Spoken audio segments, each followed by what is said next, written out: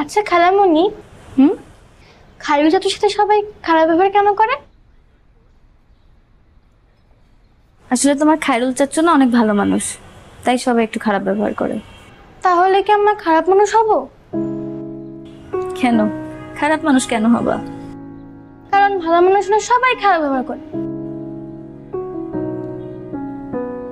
আসলে ভালো মানুষরা না অন্যকে কষ্ট দিতে পারে না, তাই তারা নিজেরাই কষ্ট পায়। তাহলে খালামণি, ভালো মানুষ আর খারাপ মানুষের অর্থ কি? মানুষ কখনো ভালো খারাপ হয় না, ভালো খারাপ হয় তাদের কর্ম, গুণাগুণ। আর তাই এমন কোনো কাজ করা যাবে না যেখানে অন্য কোনো মানুষ কষ্ট পায়। তাহলেই তুমি তোমার চাচ্চুর মতন ভালো মানুষ হতে পারবে। ঠিক আছে। বুঝছো?